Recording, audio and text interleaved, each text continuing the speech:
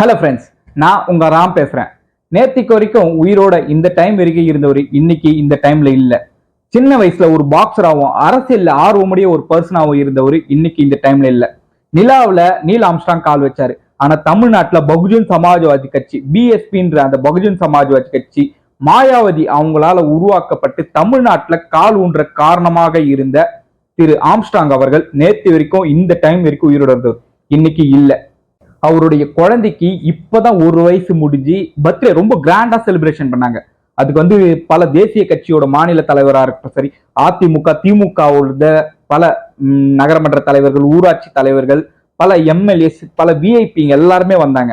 அதே மாதிரி காங்கிரஸ் கட்சியோட தற்போதைய மாநில தலைவரும், அதே மாதிரி விசிகாவோட தலைவரான திரு தொல் திருமாவளவன் அவங்களும் டைரக்டாவே ஃபேமிலியோடலாம் அவரை விசிட் பண்ணி பார்த்தாங்க. அவரை நேத்திக்கு 7:30 மணிக்கு ஃபுட் டெலிவரி பண்ற மாதிரியே ஒரு 7-8 பேர் கொண்ட அந்த கும்பலான அந்த கூட்டுப்படை அவர் வீட்டாண்டியே அவர் கொடூரமா கொலை செஞ்சிருக்காங்க. ஓகேங்க, அவருடைய லைஃப் ஹிஸ்டரி நம்ம இன்னைக்கு பார்க்கலாம். அதுக்கு முன்னாடி நம்ம சேனலை சப்ஸ்கிரைப் பண்ணுங்க, எல்லாருக்கும் ஷேர் பண்ணுங்க ஃப்ரெண்ட்ஸ். சரி, இவர் அம்பேத்கர் மற்றும் பூவை ஜெகன்மூர்த்தி அவருக்கு கொள்கையில ஈர்க்கப்பட்டு இவர் பூவை ஜெகன்மூர்த்தியார் அவங்க கட்சியில இவர் பூவை ஜெகன்மூர்த்தியாரை தலைவராக ஏத்துக்கிட்டு இவர் அவங்க கட்சியில செயல்பட்டு வந்தார்.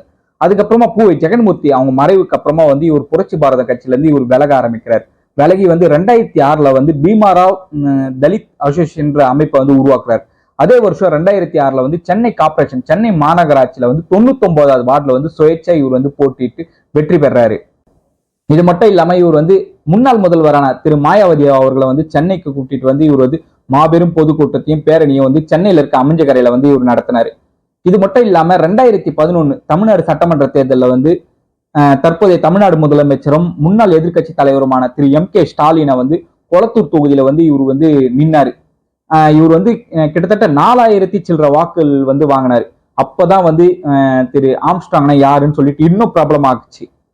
இப்படியாப்பட்ட அரசியல்ல ஒரு ஸ்ட்ரகிளான ஒரு போராளியா இருந்த இவரை நேத்திக்கு கூலிப்படையால் இவர் படுகொலை செய்யப்பட்டிருக்காரு. இதற்கு தமிழ்நாடு முதலமைச்சர், எதிர்கட்சி தலைவர், தமிழக வெற்றி கழகத்தோட தலைவரும், அதே மாதிரி சினிமா துறை ஸ்டாருமான விஜய் அவர்களும், அதே மாதிரி பல அரசியல் கட்சி தலைவர்களும், முன்னாள் முதல்வரான திரு மாயாவதி அவங்களும் இரங்கலை தெரிவிச்சிருக்காங்க.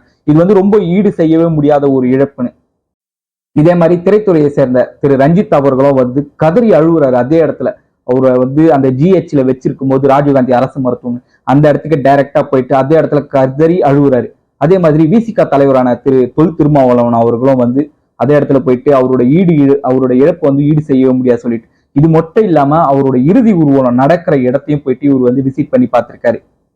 இவருடைய இழப்பு தமிழ்நாடு பகுஜன் சமாஜ்வாதி கட்சிக்கும் சரி, அதே மாதிரி மாயாவதி அவர்களுக்கும் சரி, அதே மாதிரி யங்ஸ்டர்களுக்கும்.